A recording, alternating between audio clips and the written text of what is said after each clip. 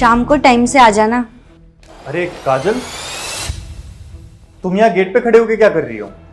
अरे कुछ नहीं, वो मैं प्रेस वाले से कपड़े ले रही थी। अच्छा ठीक है। तू आजकल अच्छे से काम नहीं कर रहा है, या तो ठीक से प्रेस करने लग जा, वरना एक पैसा नहीं दूंगा आगे से। काजल, मेरी इंपॉर्टेंट मीटिंग है, मुझे ऑफिस जाना है, और हाँ, मुझे आने में भी थोड़ा लेट हो जाएगा। तुम अपना ख्याल रखना और खाना खा के आराम से सो जाना। ठीक है, बाय।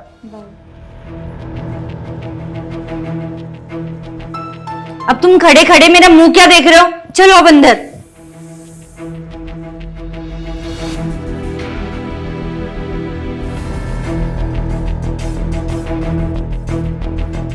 तुम ठीक हो ना? हाँ मैं ठीक हूँ। मैंने तुम्हें हर बार बोला है ना कि तुम मुझसे रोज मिलने आया करो, लेकिन कल तुम नहीं आए। तुम्हें पता है कि मुझे कितनी टेंशन हो रही थी तुम्हारी। खैर, तुम्हें क्या ही परवाह है मेरी।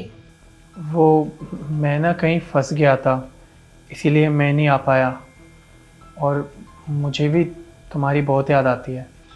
अच्छा ठीक है, कोई बात नहीं। ये बताओ, तुमने कुछ खाया या नहीं? जब भी तुम चुप रहते हो ना, तो मैं समझ जाती हूँ कि तुमने कुछ नहीं खाया होगा, और सुबह से भूखे हो ना तुम। मुझे पता है तुम खुद नहीं बताओगे, लेकिन मुझे तुम्हारे बारे में बहुत अच्छे से पता है। मैं एक काम करती हूँ, तुम्हारे लिए मटर पनीर बना देती हूँ, तुम्हारी फेवरेट भी है। बहुत दिनों से बनाई भी नहीं है मैंने, और तुम भी खा लेना, ठीक है?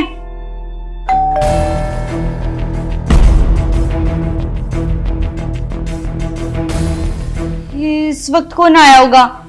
कहीं कहीं तुम्हारा पति तो नहीं आ गया? शायद वही होगा। तुम एक काम करो, तुम जल्दी से जाकर बाथरूम में छुप जाओ। जाओ, जल्दी जाओ।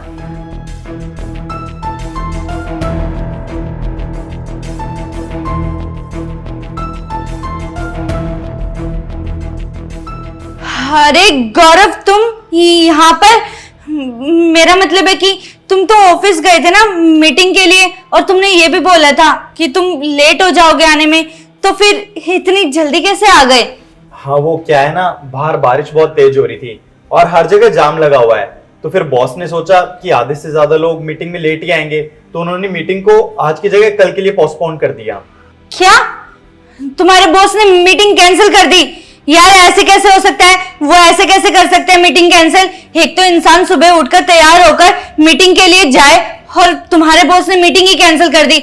तुम एक काम करो, तुम अपने बॉस को कॉल करो और ये बोलो ऐसे वो मीटिंग कैंसिल नहीं कर सकते हैं, वो मीटिंग रखे। अरे काजल, क्या हो गया है तुम्हें? वो बॉस है मेरे, उनसे बहस थोड़ी ना करूंगा कि मीटिंग रखो मीटिंग रखो। अब उन्होंने मीटिंग कैंसिल कर दी है तो कर दी है। मैं तो उनका एक एम्प्लॉय हूं ना, और बॉस का हुक्म मानना तो एक एम्प्लॉय का फर्ज होता है। तुम्हें अच्छा नहीं लगा क्या कि मैं घर आ गया?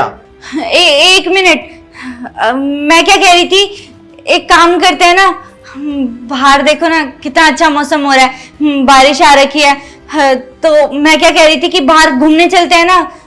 वैसे भी बहुत दिन हो गए, हम दोनों ने टाइम स्पेंड नहीं किया है, तो एक काम करते हैं, बाहर चलते हैं घूमने, और बारिश में चाय भी पी लेंगे और टाइम भी स्पेंड हो जाएगा हमारा। और मेरा भी बहुत मन है बाहर जाने का। तुम तो गीले हो ही, एक काम करते हैं, मैं भी रेडी हूँ, अभी निकल जाते हैं, चलो चलते हैं। अच्छा, मुझे बाथरूम में तो जाने दो एक बार, मेरे पैर देखो कितने गंदे हो रहे हैं, मैं एक बार धो आता हूँ। बाथरूम में? नहीं नहीं, बाथरूम में नहीं। एक काम करते हैं ना, हम टेरेस पे चलते हैं, टेरेस पे नल भी है, बारिश में भी नहा लेंगे और तुम्हारे जूते भी धुल जाएंगे और कपड़े भी साफ हो जाएंगे। चलो ना, चलते हैं। अरे काजल, मुझे फ्रेश भी होना है। और तुम एक बात बताओ, तुम इतना घबरा क्यों रही हो? कुछ छुपा रही हो क्या तुम मुझसे? नहीं नहीं, मैं तुमसे क्या छुपाऊंगी, मैं तुमसे कुछ नहीं छिपा रही हूँ। मैं तो बस इतना कह रही थी कि हम दोनों एक साथ टाइम स्पेंड कर लेते, बारिश में नहा के, और थोड़े से मोमेंट्स भी बना लेते एक दूसरे के साथ। लेकिन तुम तो खामखा मुझ पर शक ही किए जा रहे हो। मुझे है ना तुम पे शक हो रहा है। बाथरूम में कोई है ना? तुमने किसी को बाथरूम में छुपा रखा है। अब तो मैं अभी के अभी जाके चेक करूंगा उसे। तुम साइड हटो, मुझे जाने दो। अरे गौरव, मेरी बात तो सुनो एक बार।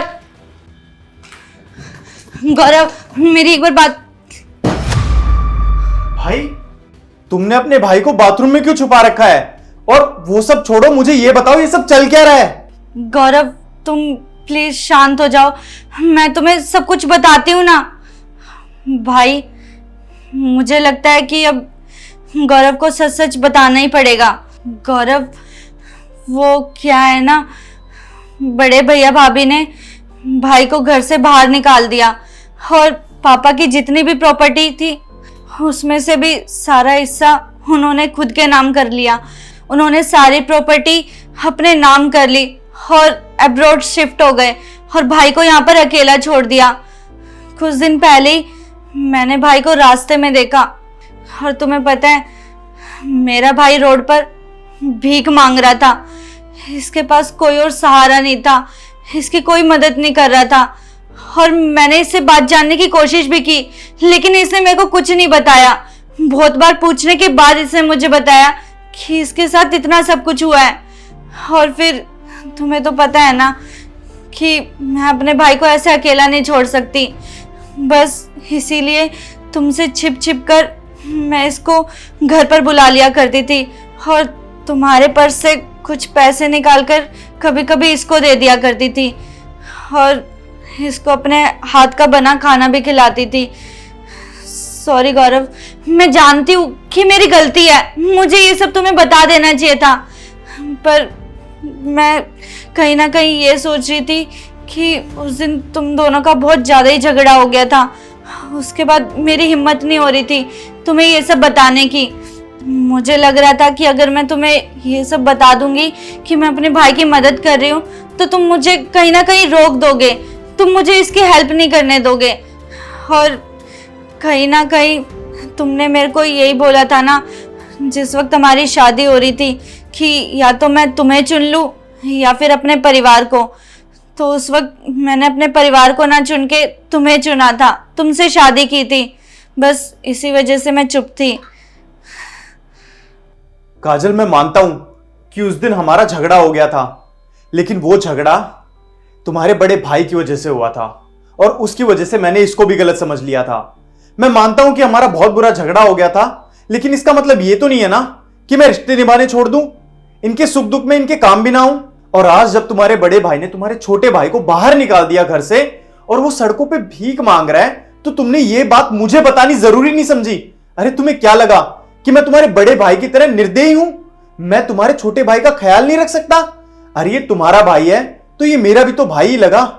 अगर तुम्हें कभी भी किसी भी चीज की जरूरत हो तो तुम मुझे बताना, अपने जीजा को। और हाँ, ये घर जितना मेरा है उतना तुम्हारा भी है।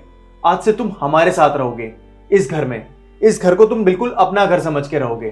तुम्हें किसी भी चीज की चिंता करने की कोई जरूरत नहीं है। और हाँ जीजा जी, मुझे माफ़ कर देना। उस दिन शायद मैंने गुस्से में आपसे कुछ ज़्यादा ही बोल दिया था, उसके लिए मैं आपसे माफ़ी मांगता हूँ। अरे नहीं भाई, तुम क्यों माफ़ी मांग रहे हो? माफ़ी तो मुझे भी मांगनी चाहिए। किसी और के बहकावे में आके उस दिन मैंने भी तुमसे बहुत उल्टा सीधा बोल दिया, जो कि मुझे नहीं बोलना चाहिए था। और उस चीज़ का एहसास मुझे कुछ दिनों बाद हुआ कि मैंने जो कुछ भी किया जाने अनजाने में गलती से किया। तुम मेरे सामने हो और मैंने तुमसे माफ़ी मांग ली। भगवान जो करता है अच्छे के लिए ही करता है। अब तुम हमारे साथ हमारे ही घर में रहोगे। मुझे पता था कि मेरा गौरव ऐसा बिल्कुल भी नहीं है। अब हम खुशी खुशी एक साथ रहेंगे।